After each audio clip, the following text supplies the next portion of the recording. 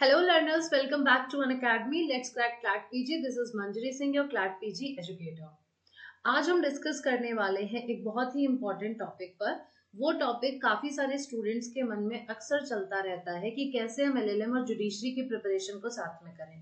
हमारे ही कई सारे स्टूडेंट्स जो एलएलएम के लिए आते हैं प्रिपरेशन करने के लिए, वो साइड बाय साइड जुडिशरी की प्रिपरेशन या तो कर रहे होते हैं, आगे चल के करना चाहते हैं, बिकॉज ऑफ विच वो हमसे अक्सर पूछते रहते हैं कि मैम जुडिशरी के लिए थोड़ा बता दीजिए, जुडिशरी के लिए थोड़ा सा गाइड कर दीजिए कि कैसे पढ़ना चाहिए।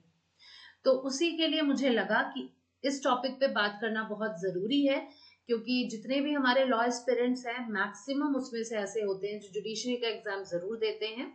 और कहीं ना कहीं आज के टाइम पे जब हम केसेस देखते हैं पेंडिंग हो रखे हैं वैकेंसीज को लेके, वैकेंसीज बहुत लेट आती हैं किसी किसी स्टेट्स में, तो वहां पे ऑप्शन बी के रूप में स्टूडेंट्स एलएलएम के बारे में सोचना शुरू कर देते हैं, लेकिन उनकी प्रायोरिटी जुडिशरी रहती है। तो ऐसे में उनको एलएलएम भी क्रैक करना है तो वो भी पढ़ना है और जुडिशरी के लिए भी पढ़ना है, तो कहीं ना कहीं असमंजस में रहते हैं कि कैसे तैयारी करें। अब तैयारी करने पे जब हम आते हैं तो सबसे पहले ये क्वेश्चन आता है कि क्या दोनों की प्रिपरेशन सेम है, क्योंकि हर किसी का कहना होता है लॉ ही तो पढ़ना है ना, लॉ ही तो पढ़ना है, चाहे एलएलएम के लिए पढ़ो चाहे जुडिशरी के लिए पढ़ो, बात तो सेम है ना। ठीक है, लॉ पढ़ना है, लेकिन आप सब बहुत अच्छे से जानते हैं कि लॉ का भी सिलेबस अलग अलग होता है एग्जाम्स के लिए। जैसे आप एलएलएम के लिए क्लैट और एलेट और सीयूईटी का ही सिलेबस देख लो, तो इन तीनों में काफी अंतर है, पैटर्न में भी बहुत अंतर है। सिलेबस और पैटर्न ये दो चीजें बहुत मैटर करती हैं जब भी आप प्रिपरेशन करते हो। जब हम क्लैट पीजी की बात करते हैं तो क्लैट पीजी में कुछ ठीक ठाक सब्जेक्ट्स हैं, लेकिन वो कंसेप्चुअल बेस्ड पेपर है, कॉम्प्रिहेंशन बेस्ड पेपर आता है, जिसके लिए बहुत ही डीप स्टडी चाहिए केस लॉस की एंड कॉन्सेप्ट्स की। इसलिए क्लैट पीजी का पैटर्न आपसे बहुत ज्यादा मेहनत मांगता है और केस लॉस पे ज्यादा फोकस करना आपसे डिमांड करता है। वहीं पे जब एलेट पीजी की बात करो तो पैटर्न बहुत सिंपल अब हो चुका है, जहाँ पे वन लाइनर वाले क्वेश्चंस आते हैं, लेकिन अगेन सिलेबस तो अच्छा खासा है। बट सीयूईटी पीजी की बात करो तो सिलेबस और ज्यादा आ जाता है। जी हाँ, सबसे बड़ा सिलेबस सीयूईटी पीजी का हमें देखने को मिलता है, जिसमें भले क्वेश्चन बहुत कम आते हैं, भले आपका पैटर्न बहुत सिंपल है, लेकिन क्योंकि इतने सारे सब्जेक्ट्स पूछे जाते हैं तो वो अपने आप में एक बहुत बड़ा चैलेंज रहता है। तो यहीं पर जब जुडिशरी की बात करो तो जुडिशरी भी स्टेट वाइज डिफर करती है। किसी स्टेट की जुडिशरी में कुछ सिलेबस होगा, वहीं पे दूसरी स्टेट की जुडिशरी में कुछ सिलेबस होगा।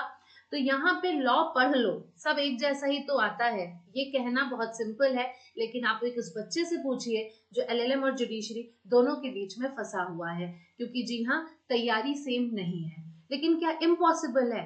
नहीं, इम्पॉसिबल नहीं है। आपको सिर्फ करना क्या है, आपको एक स्ट्रैटेजी प्लान करनी है, आपके पास एक शेड्यूल होना चाहिए, आपके पास एक टाइम टेबल खुद का होना चाहिए, क्लैरिटी होनी चाहिए माइंड में कि कब हमको क्या पढ़ना है और किस तरीके से पढ़ना है। अगर आपको लगेगा थोड़ा टाइम मिल रहा है लो ये कर लेते हैं, थोड़ा टाइम मिल रहा है लो वो कर लेते हैं, तो आप एक बैलेंस कभी दोनों में मेंटेन नहीं कर पाओगे, और जो पेपर जितना डिमांड कर रहा है आप उतना दे नहीं पाओगे। तो चलिए बात करते हैं आज हम इसी टॉपिक पे। तो जैसा मैंने आपसे कहा, सबसे पहले आपको एग्जाम पैटर्न समझना पड़ेगा। जी हाँ, आपको ये समझना पड़ेगा कि उस पर्टिकुलर एग्जाम का सिलेबस क्या है।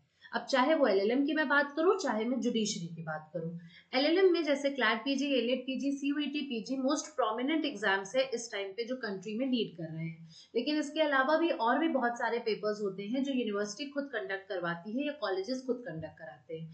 तो आपको जहां से भी जो भी करना है एलएलएम, मतलब जहां से भी करना है, जिस भी स्पेशलाइजेशन में करना है, आप ये सब वहां पे देख सकते हैं और उस हिसाब से अपना पैटर्न चेक कर सकते हैं। लेकिन जब भी हम बात करते हैं इन मेजर एग्जाम्स की एलएलएम के, तो यहाँ पे जो आपका लीगल कॉन्सेप्ट है उस पर आपको फोकस करना ही पड़ेगा, जजमेंट्स आपको देखने ही पड़ेंगे, कम ज्यादा वो अलग बात है। CLAT PG is all judgement based paper, लेकिन बाकी के जो दोनों एलेट और सीयूईटी का पेपर है वो जजमेंट बेस्ड नहीं है, लेकिन फिर भी आपको थोड़ा बहुत तो देखना पड़ेगा ही पड़ेगा। फिर जो बहुत इंपॉर्टेंट टॉपिक्स हैं जैसे कॉन्स्टिट्यूशनल लॉ है, जैसे क्रिमिनल लॉ है, जैसे कॉन्ट्रैक्ट है, टॉर्ट्स है, जूरिस्प्रूडेंस है, इंटरनेशनल लॉ है, ये सब पेपर आपको देखने पड़ेंगे। अब ये डिपेंड करता है कि वो पर्टिकुलर यूनिवर्सिटी क्या डिमांड कर रही है। अगर आप किसी कॉलेज या यूनिवर्सिटी वाले का एग्जाम देते हैं, लेकिन वहीं पर अगर आप ये कंबाइंड एग्जाम देते हैं, चाहे क्लैट है, चाहे इलेट है, चाहे सीयूईटी है, तो इन दैट केस में आपको आपका सिलेबस कहीं ना कहीं थोड़ा थोड़ा ओवरलैप करता है। सबसे ज्यादा सिलेबस जो आपका लंबा चौड़ा है वो आपका सीयूईटी का है। फिर यहाँ पे आपको एमसीक्यू बेस्ड क्वेश्चन लगभग लगाने होंगे, पैसेज बेस्ड क्वेश्चंस लगाने होंगे कंसिडरिंग द पैटर्न। जैसा मैंने कहा पैसेज बेस्ड आपका क्लैट में आता है और मल्टीपल चॉइस क्वेश्चंस आपके एलेट और सीयूईटी में आते हैं। तो पैटर्न के हिसाब से प्रैक्टिस करना बहुत इंपॉर्टेंट होता है। आपको ये नहीं होता है कि चलो पढ़ते जाओ, जब पेपर देने जाएंगे वहां पे टैकल कर लेंगे। नहीं, मॉक टेस्ट इसीलिए बनाए जाते हैं कि जब भी आप रियल एग्जाम देने जाओगे तो उसका फर्क क्या पड़ रहा है वो आपको सीधे वहां पे ना पता चले, रादर आप अपने घर पे बैठ के खुद भी जान लो कि वहां पे मेरे सामने कौन कौन सी सिचुएशन आ सकती है। उसी से डील करने के लिए मॉक टेस्ट लगाए जाते हैं। जब मैं बात करती हूँ जुडिशरी एग्जाम्स के पैटर्न की, तो यहाँ पे आपको पता है कि जुडिशरी एग्जाम्स में 3 स्टेजेस होती हैं। We have preliminary, we have mains and we have interview. ये 3 स्टेज होती हैं, तीनों का पैटर्न अलग है। प्रिलिमिनरी में आपको एमसीक्यू वाले सवाल आपको फेस करने होते हैं, मेंस में आपको सब्जेक्टिव क्वेश्चंस लिखने होते हैं, और इंटरव्यू इज 1-to-1 क्वेश्चन। ठीक है, 1-to-1 नहीं, मतलब 1 to पैनल। ठीक, 1 वर्सेस पैनल हो गया। तो यहाँ पे आपको तीनों स्टेज पे अलग अलग प्रिपरेशन करनी होती है, लेकिन अलग अलग प्रिपरेशन अगेन पैटर्न पे होती है। पढ़ना तो वही है ना, पढ़ोगे तो अल्टीमेटली जुडिशरी के लिए भी वही ना।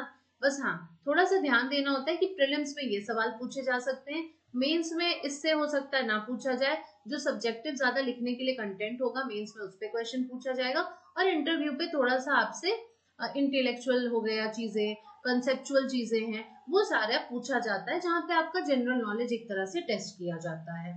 फिर प्रोसीजरल लॉज आपको डेफिनेटली यहाँ पे कवर करने ही होते हैं।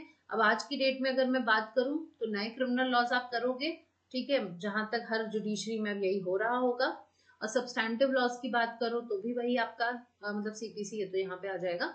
कॉन्ट्रैक्ट है, टीपीए है, फैमिली है, कॉन्स्टिट्यूशन है, कॉन्ट्रैक्ट है, टॉर्ट है, जूरिस है, इंटरनेशनल है। ये सब कुछ ऐसे सब्जेक्ट्स हैं जो कंपलसरी हैं, जो आपके एग्जाम में आते ही आते हैं। तो जो चीजें कॉमन है आपको कॉमन पे ध्यान देना पड़ेगा। इसीलिए सेकेंड पॉइंट मेरा यही है, you need to identify the common subjects. What are the common subjects between your LLM entrance and your judiciary. तो कुछ हद तक अगर देखा जाए तो कॉमन सब्जेक्ट्स ये निकल के आते हैं। कॉन्स्टिट्यूशन, ठीक है, आईपीसी या तो बोले तो आज की डेट में बीएनएस, सीपीसी तो आपका है ही, सीआरपीसी, बीएनएसएस, एविडेंस को ले लो बीएसए, फैमिली लॉ है, कॉन्ट्रैक्ट है, एडमिनिस्ट्रेटिव लॉ है, कुछ आपके और भी मिल जाएंगे। जूरिस है, जैसे जूरिस हर जगह नहीं पूछते हैं, जैसे यूपी जुडिशरी है वहां पे जूरिस पूछते हैं, लेकिन एलएलएम एंट्रेंस में जूरिस पूछा जाता है। वहीं पे आपका इंटरनेशनल लॉ है जो हर जगह लगभग पूछते हैं। हाँ, अगेन ये आपका हो सकता है जुडिशरी के किसी प्रीलिम्स में ना पूछा जाए, इसीलिए मैंने कॉमन में ये रखे हैं कि ये तो लगभग पूछे ही जाते हैं। ज्यादातर ये क्वेश्चंस, ये सब्जेक्ट्स आपके रहते रहते हैं। तो आपको क्या करना है, कॉमन सब्जेक्ट्स आइडेंटिफाई करने हैं, जिससे आपका थोड़ा सा प्रेशर कम होगा, आपको रिलैक्स हो जाएगा कि हाँ यार मतलब सब कुछ नया थोड़ी ना पढ़ना है। थोड़ा नया पढ़ना पड़ सकता है जुडिशरी के लिए, थोड़ा नया पढ़ना पड़ सकता है एलएलएम के लिए, लेकिन ऐसा नहीं है कि 20 से 25 सब्जेक्ट एकदम जुडिशरी के लिए अलग पढ़ने हैं, एलएलएम के लिए अलग पढ़ने हैं। नहीं, ओवरलैप करेंगे, और वो कॉमन सब्जेक्ट्स को आइडेंटिफाई करके ही आप कहीं ना कहीं, आपके लिए समझ लो ये पॉजिटिव चीज हो जाएगी कि आप एक सब्जेक्ट पढ़ के दोनों एग्जाम की तैयारी कर रहे हो। तैयारी कैसे करोगे, तो पढ़ोगे तो एक ही तरीके से, पढ़ने का तो एक ही तरीका होता है, लेकिन तैयारी कैसे हो जाएगी कि एलएलएम का पेपर जो डिमांड करता है एमसीक्यू बेस्ड, वहां पे आप एमसीक्यू सॉल्व करिए, उससे आपका जुडिशरी का प्रीलिम्स हो जाएगा। लेकिन उसी टॉपिक पे आप आंसर राइटिंग भी करिए, जिससे आपका जुडिशरी का मेंस की भी तैयारी होती जाएगी। तो जब भी आप कोई टॉपिक पढ़ो आप उसको इनकम्प्लीट पूरा पढ़ो, एलएलएम के पॉइंट ऑफ व्यू से भी देखो, फिर जुडिशरी का प्रीलिम्स भी सोचो, जुडिशरी का मेंस भी सोचो, और इंटरव्यू भी सोचो कि इंटरव्यू में भी इससे क्या पूछा जा सकता है। ठीक है, सो आपका मेन फोकस होना चाहिए इन एरियाज पे मास्टर करना, क्योंकि ये आपका जुडिशरी और एलएलएम दोनों के लिए इंपॉर्टेंट है ना। सब्जेक्ट वाइज स्ट्रेटेजी आप कैसे कर सकते हैं, तो जुडिशरी स्पेसिफिक फोकस आपका कैसे रहेगा कि आपको प्रोसीजरल लॉज पे ज्यादा अटेंशन देना पड़ेगा। ठीक है, प्रोसीजरल लॉज पे ज्यादा अटेंशन देना पड़ता है, क्योंकि यहाँ पे क्या होता है, जुडिशरी में एप्लीकेशन बेस्ड क्वेश्चन पूछे जाते हैं। तो प्रोसीजरल लॉज पे थोड़ा ज्यादा ध्यान दीजिए, क्योंकि वो टेक्निकलिटी एलएलएम के एग्जाम से डिफरेंट हो जाएगी। एलएलएम के एग्जाम में आपसे प्रोसीजरल बहुत ज्यादा नहीं पूछा जाता है, और अगर पूछा भी जाता है तो बहुत ही सिंपल पूछे जाएंगे सवाल जो आपके बेयर एक्ट में लिखे हुए हैं।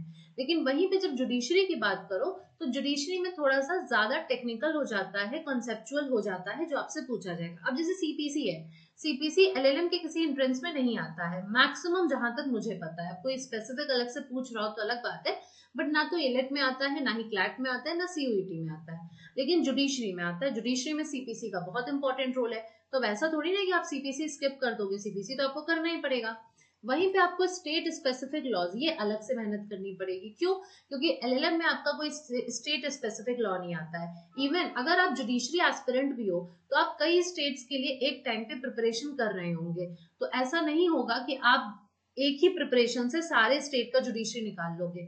आपको थोड़ा बहुत एक्स्ट्रा पढ़ना पड़ेगा।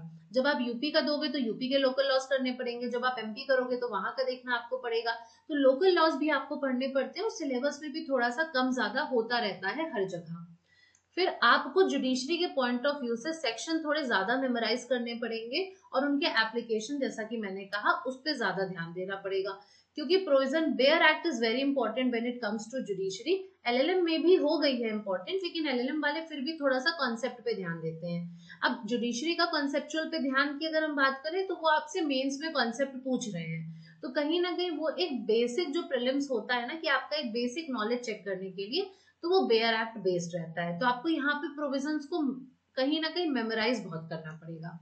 फिर यहाँ पे एक और अलग सा टास्क आ जाता है जुडिशरी में, वो होता है जजमेंट और प्लीडिंग्स वगैरह को ड्राफ्ट करना, जो मेंस एग्जाम में आपका आएगा, जो एलएलएम में आपका बिल्कुल भी यूजफुल नहीं है। ठीक है, कि आपका जो ड्राफ्टिंग होती है, ड्राफ्टिंग वाला पॉइंट है, जिसमें आपको चार्ज बनाने को आ सकता है, जजमेंट लिखने को आ सकता है, प्लेंट और डब्ल्यूएस बनाना होता है। तो ये अलग डिपेंड करता है अलग अलग स्टेट की जुडिशरी पे कि वो कैसे क्वेश्चंस पूछते हैं। तो ये भी एक अलग चीज है जो आपको जुडिशरी के लिए प्रैक्टिस करनी पड़ेगी।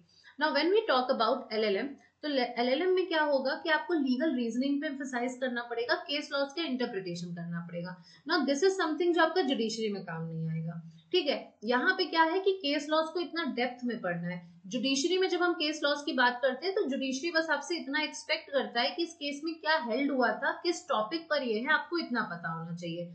ज्यादा से ज्यादा कुछ सब्जेक्ट्स में वो आपसे एक्सपेक्ट करता है कि आपको फैक्ट्स भी पता होने चाहिए, जैसे आईपीसी है, कॉन्ट्रैक्ट है, तो इसमें आपको कहीं ना कहीं फैक्ट्स भी मालूम होने चाहिए।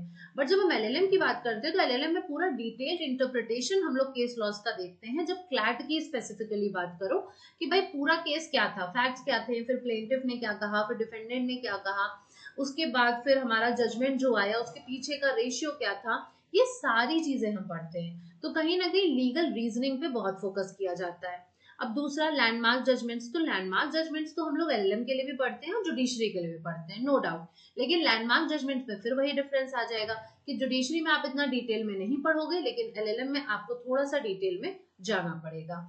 फिर आपको ऐसे बेस्ड आंसर कह लो, या फिर आप कह लो कि वो पैरा बेस्ड है ना, पैराग्राफ बेस्ड आपको यहाँ पे आंसर्स प्रिपेयर करने का ये जो लिखा हुआ है, ये बेसिकली उन जगह के लिए है क्योंकि कई कई यूनिवर्सिटी जो है वो सब्जेक्टिव क्वेश्चन आंसर भी पूछती है एलएलएम के एंट्रेंस में। ठीक है, तो अगर आप इस जगह का फॉर्म ऐसा भरते हो जहां पे पूछा जाता है तो आपको उस हिसाब से प्रिपेयर करना पड़ेगा। लेकिन एमसीक्यू इज द थिंग जो आपको हर जगह मिलेगी। कंसेप्चुअल क्लैरिटी के लिए आपको ध्यान देना पड़ेगा एमसीक्यूज पे। एमसीक्यू लगाते टाइम आपको कंसेप्चुअल बेस्ड क्वेश्चन पे ध्यान देना है। अब मेंस में क्या होता है जुडिशरी में कि आपसे कोई टॉपिक पे पूछा गया है, आपको जितना आता है आप वही लिखोगे, राइट। आपसे पूछा गया लेकिन आपको जितना आता है वो लिखोगे। लेकिन एमसीक्यू में तो आपके सामने जो 4 आंसर है आपको उसी में से मार्क करना है ना। तो अगर आपकी क्लैरिटी नहीं होगी तो वहां पे आप कुछ भी नहीं, पांचवा आप ऑप्शन नहीं वहां पे कहीं ना कहीं लेके आ जाओगे कि नहीं नहीं ये पांचवा ऑप्शन होना चाहिए। लेकिन मेंस में क्या होता है कि आपको जितना आएगा आप उतना लिखोगे, नहीं आता है कोई बात नहीं, आप उसको स्किप कर दोगे। तो यहाँ पे कहीं ना कहीं थोड़ा सा एक डिफरेंस हम देखते हैं जो आपको पता होना चाहिए और आपको इसके हिसाब से अपनी प्रिपरेशन करनी चाहिए। देन टाइम मैनेजमेंट की अगर बात करूं, दिस इज वेरी इंपॉर्टेंट। तो इस पे आपको कहीं ना कहीं अपना एक शेड्यूल बनाना पड़ेगा, जिसे आपको एक डेली स्टडी शेड्यूल अपना देखना पड़ेगा, जिसमें आपको मॉर्निंग, आफ्टरनून और इवनिंग या नाइट जो भी कह लो, जो भी आपका प्रॉपर तरीका है बैठने का।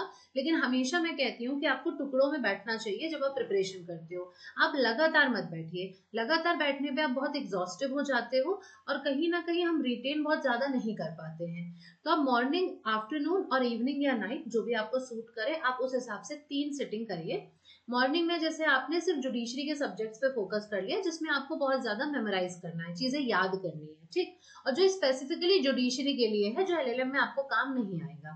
फिर आफ्टरनून में क्या करा आपने, ओवरलैपिंग वाले सब्जेक्ट्स पढ़ लिए, जैसे कॉन्स्टिट्यूशन है, जैसे क्रिमिनल लॉ है, कॉन्ट्रैक्ट है, इंटरनेशनल लॉ है, टॉर्ट्स है, जूरिस्प्रूडेंस है।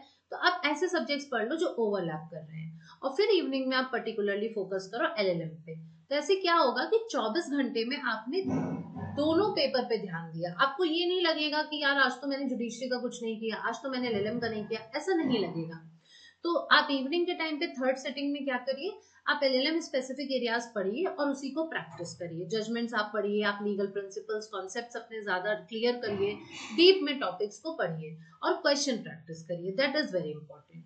तो ये डेली आपका शेड्यूल हो गया ना। ऑन दी अदर हैंड आपका एक वीकली प्लान भी होना चाहिए। वीकली प्लान में क्या होगा कि आपको ओवरलैपिंग सब्जेक्ट्स पे 5 दिन देने पड़ेंगे, ठीक है, जो भी आपके ओवरलैप हो रहे हैं सब्जेक्ट्स, आपको 5 दिन उनको देना पड़ेगा कम से कम, मतलब वीक में, कि उस पर मुझे बहुत ध्यान देना है।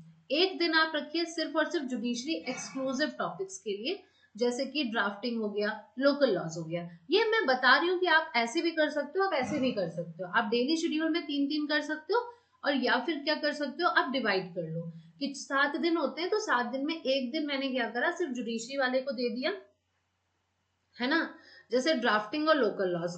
फिर उसके बाद एक दिन मैंने रख दिया मॉक टेस्ट के लिए और रिवीजन के लिए फॉर एलएलएम एंड जुडिशरी, और 5 दिन मैंने दे दिया ओवरलैपिंग सब्जेक्ट्स के लिए, ठीक। तो ये आपका हो गया। Now coming to integrated resources. तो इंटीग्रेटेड अगर रिसोर्सेज की हम बात करें, तो यहाँ पे आप ऐसे बुक्स वगैरह को ऑप्ट करो जो कि आप जुडिशरी और एलएलएम में आपको दोनों में हेल्प करेगा, ठीक है। ऐसा मत करो कि एलएलएम के लिए एक अलग सोर्स रखो, जुडिशरी के लिए अलग रखो, क्योंकि लॉ तो सेम है ना, अल्टीमेटली पढ़ने का तरीका सेम होने वाला है, भले आपको सॉल्व करने का पैटर्न अलग करना है, लेकिन बाकी चीजें सेम होने वाली है। तो ऐसे रिसोर्सेज को अपनाइए जो दोनों में कॉमन है। जैसे मैं कुछ यहाँ पे एग्जाम्पल दे रही हूँ, कॉन्स्टिट्यूशनल लॉ में अगर आपको बहुत डिटेल पढ़ना है तो आप एमपी जैन को देख सकते हैं। आपको अगर शॉर्ट में क्रिस्प में चाहिए तो आप जैन पांडे पे जा सकते हो, वीएन शुक्ला भी आप देख सकते हैं। आईपीसी, अब आईपीसी पे तो आज की डेट में बुक है नहीं, मतलब आईपीसी पे तो है, बीएनएस पे बुक अब नहीं है अभी, लेकिन अब मार्केट में धीरे धीरे आ रही है। लेकिन आप पुराने कॉन्सेप्ट जैसे अपने क्लियर करना चाहते हो तो सेक्शन ही तो चेंज हुए हैं, कुछ नए कॉन्सेप्ट आए हैं, तो नए कॉन्सेप्ट तो आपको ऐसे भी इंटरनेट पे मिल जाएंगे, लेकिन जो पुराने कॉन्सेप्ट है वो आप रतनलाल धीरज लाल से देख सकते हो, या और भी बहुत सारी बुक्स हैं जो आपको समझ में आती हैं, ठीक है। फिर सीपीसी हो गई, तो सीपीसी के we have Takwani, very nice book civil procedure की। केलकर की वी हैव सीआरपीसी। तो अगेन बीएनएसएस है, पुराने कॉन्सेप्ट्स पढ़ने हैं तो आप सीआरपीसी की केलकर से पढ़ सकते हो। एविडेंस पे बटुक लाल है, रतन लाल है, ठीक, अगेन बीएसए है, ठीक है। फैमिली लॉ है, पारस दीवान है, मुस्लिम लॉ के लिए अलग आती है, अकील अहमद की किताब आती है, वो बहुत अच्छी है। तो आपको जैसा भी सही लगे। एलएलएम के लिए आप रेफर कर सकते हो रिसेंट केस के जो कंपाइलेशंस हैं।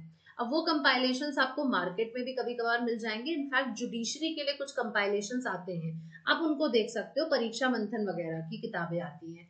बाकी अगर मैं बात करूं, क्योंकि अगर वो बहुत डिटेल में आपको ना लगे, आपको लगे दैट इज नॉट सफिशिएंट, तो फिर आपको क्या करना चाहिए, आपको ऑनलाइन सब्सक्रिप्शन ले लेना चाहिए, जहाँ पे केसेस हमें देखने को मिलते हैं, जैसे लाइव लॉ हो गया, जैसे बार एंड बेंच हो गया, एससीसी ऑनलाइन है। तो इन सब का आप यहाँ पे हेल्प लीजिए और फिर आप यहाँ पे क्या करिए, केस लॉस का कंपाइलेशन करो, ठीक है। बेयर एक्ट्स आप रेफर कर सकते हो इंपॉर्टेंट प्रोविजंस और अमेंडमेंट्स के लिए, ठीक। बेयर एक्ट्स आप यहाँ पे ले सकते हो, और ऑब्वियसली लेके आ सकते हो, लेना ही पड़ेगा जब आप जुडिशरी के लिए प्रिपेयर कर रहे हो। तो इंपॉर्टेंट प्रोविजन जो भी हो रहा है और अमेंडमेंट्स पे स्पेसिफिकली आप फोकस करिए कि क्या हो रहा है ना। अब सिर्फ पढ़ने से ही काम नहीं चलेगा, मॉक टेस्ट और पीवाईक्यू सॉल्व करना बहुत जरूरी है। When it comes to judiciary, PYQs बहुत इंपॉर्टेंट रोल प्ले करते हैं। कभी कभार ऐसा होता है कि 40% तक पेपर आपका पीवाईक्यू से आ जाता है, तो आप प्रीवियस ईयर क्वेश्चन जरूर लगाइए जुडिशरी का। अब क्वेश्चन लगाने में क्या होगा ना, दोनों एग्जाम्स के लिए हेल्प होगी। आपको लगेगा कि ये तो मैं जुडिशरी के क्वेश्चन लगा रहा हूँ, उससे क्या हेल्प होगा, लेकिन ऐसा नहीं है। आपको कहीं ना कहीं दोनों तरफ से हेल्प मिलेगी जब आप जुडिशरी के लिए भी लगाओगे, क्योंकि कॉन्सेप्ट क्लियर होगा ना, दिमाग आपका खुलेगा, आप कहीं ना कहीं चीजों को रिकॉल करने की कोशिश करोगे, समझने की कोशिश करोगे, ये क्या इसमें डिस्कस हो रहा है, क्या नहीं हो रहा है। तो इससे क्या होगा कि मॉक आपका पीवाईक्यूज जो है वो आपको हेल्प करेगा दोनों पे। लेकिन हाँ, यहाँ पे डिफरेंस क्या आएगा कि आप जिस स्टेट की तैयारी कर रहे हो उस स्टेट के प्रीलिम्स और मेंस के पेपर दोनों आपको बराबर ध्यान से लगाने पड़ेंगे। आपको ये पता होना चाहिए कि इस स्टेट में कौन से सब्जेक्ट्स पूछे जाते हैं और किस तरह के सवाल आते हैं, क्योंकि अगर हम डिफिकल्टी लेवल की बात करें तो डिफिकल्टी लेवल स्टेट वाइज कहीं ना कहीं डिफर करता है। फिर वहीं पे बात आती है जजमेंट राइटिंग की, तो मेंस के लिए जजमेंट राइटिंग कहीं कहीं पर है, कहीं पे नहीं है, कहीं पे किस तरीके से आता है, तो इसके लिए आपको कहीं ना कहीं प्रीवियस ईयर पेपर देखना पड़ेगा। एलएलएम की बात करते हैं तो प्रीवियस ईयर पेपर लगाना ही है, चाहे वो क्लैट हो, चाहे सीयूईटी हो, चाहे एलेट का पेपर हो। ठीक है, एमसीक्यूज पे फोकस करिए, एस्से राइटिंग बेस्ड। ठीक है, एमसीक्यूज पे तो फोकस करो करो, साथ ही साथ जजमेंट्स और क्लैरिटी, कॉन्सेप्चुअल क्लैरिटी जो होती है उसका भी आपको बहुत ज्यादा आइडिया होना चाहिए। आप जो भी पढ़िए आपके कॉन्सेप्ट अच्छे से क्लियर रहें। और मॉक टेस्ट जरूर लगाइए। अगर आपने कोई ऑनलाइन कोचिंग कर रखी है, आपने ऑफलाइन कोचिंग कर रखी है, चाहे वो जुडिशरी की हो चाहे एलएलएम की हो, तो मॉक टेस्ट जरूर लगाइए और टाइमली लगाना शुरू कर दीजिए। ऐसा ना हो कि आप एग्जाम के 1 महीने पहले लगा रहे हो, आप समय समय पर देते रहिए। इससे क्या होगा, आपको समझ में आएगा कि आप जितना पढ़ रहे हो उसका आउटपुट कितना आ रहा है और उस पर आपको और कितना वर्क करना है। Now you have to stay updated with the case laws. जी हाँ, वेरी इंपॉर्टेंट। जो कॉन्स्टिट्यूशन बेंच के डिसीजंस होते हैं वो बहुत इंपॉर्टेंट होते हैं। देखो रिसेंट में जो जजमेंट्स आते हैं वो तो जुडिशरी के लिए भी इंपॉर्टेंट है, वो तो पीवाईक्यू में आपसे सॉरी प्रीलिम्स में आपसे सीधे सीधे पूछ लेंगे। लेकिन अब आपके लिए एलएलएम में वो कैसे क्लैट में फायदा करेगा कि क्लैट में वो पूरा पूरा पैराग्राफ पूछ लेंगे, है ना, उससे रिलेटेड कई क्वेश्चंस आ जाएंगे। तो कॉन्स्टिट्यूशन बेंच वाले और उससे जो लार्जर बेंच के डिसीजंस होते हैं वो बहुत इंपॉर्टेंट होते हैं। फिर कंसिडरिंग द सेकेंड थिंग वो ये है कि जो भी आपके डिसीजंस आते हैं जिसपे बहुत ज्यादा फर्क पड़ता है सब्सटैंटिव और प्रोसीजर लॉज पे, आपको उस पे बहुत अपडेट रहना है। तो अगेन अपडेटेड रहने के लिए मैं वही कहूंगी कि आपके पास ऑनलाइन सब्सक्रिप्शन एक आध चीजों का होना चाहिए जो आपको हेल्प करेंगी। जैसे मैंने लिखा है एससीसी ऑनलाइन है, लाइव लॉ है, बार एंड बेंच है, ये सब रिलायबल सोर्सेज हैं, आप यहाँ से अपडेट रह सकते हो। नहीं तो आप न्यूज़पेपर भी पढ़ सकते हो, बट न्यूज़पेपर में ये होता है कि लीगल का पार्ट बहुत कम मिलेगा आपको। और वहीं पे आप अगर ये सब्सक्रिप्शन ले लोगे तो इस सब्सक्रिप्शन से क्या रहेगा, आपको सीधे सीधे लॉ के बारे में ही आप पढ़ रहे हो, सारी न्यूज लॉ के बारे में है, आपको क्या पढ़ना है क्या छोड़ना है ये आप अपने हिसाब से बहुत आराम से सेलेक्ट कर पाओगे। नाउ राइटिंग स्किल्स पे काम करना पड़ेगा when it comes to judiciary, क्योंकि एलएलएम से थोड़ा सा यहाँ डिफर करेगी ये चीज। जुडिशरी में ड्राफ्टिंग स्किल चाहिए, जबकि एलएलएम एंट्रेंस में एस्से टाइप आंसर, जहां पे इफ रिक्वायर्ड, है ना, इफ रिक्वायर्ड लिख दे रही हूँ, नहीं तो आप कहोगे कि कहाँ से एलएलएम में होने लग गया। अगर किसी एलएलएम के एंट्रेंस में सब्जेक्टिव पूछा जाता है तो आपको उस पर भी काम करना पड़ेगा। Practice is very important. जी हाँ, प्रैक्टिस इज वेरी इंपॉर्टेंट। आपको कंसाइज आंसर लिखना आना चाहिए क्योंकि आप लॉ स्टूडेंट हो, और स्ट्रक्चर्ड लिखना आना चाहिए। ठीक, प्रॉपर एक टॉपिक अगर आपसे पूछा गया है तो वो टॉपिक अपने आप में कंप्लीट होना चाहिए और बहुत ही कंसाइज होना चाहिए। ये ना हो कि कहानी बताए जा रहे हो बताए जा रहे हो बताए जा रहे हो, अगले को समझ ही नहीं आ रहा है कि भाई ये करना बताना क्या चाहता है। तो वो कंप्लीट होना चाहिए, concise and complete. Then pleadings draft करना, मैंने कहा इस पे आपको बहुत प्रैक्टिस करनी पड़ेगी। आप कहीं से पढ़ के नहीं जा सकते हो, आपको इसको प्रैक्टिस करना पड़ेगा अच्छे तरीके से, तब जाके आप वहां पे अप्लाई इसको कर पाओगे। अदर फैक्टर्स की बात करें तो कुछ फैक्टर्स होते हैं जो हमारी प्रिपरेशन में बहुत इंपॉर्टेंट रोल प्ले करते हैं, एंड दैट इज सबसे पहला कंसिस्टेंसी और डिसिप्लिन मेंटेन करना।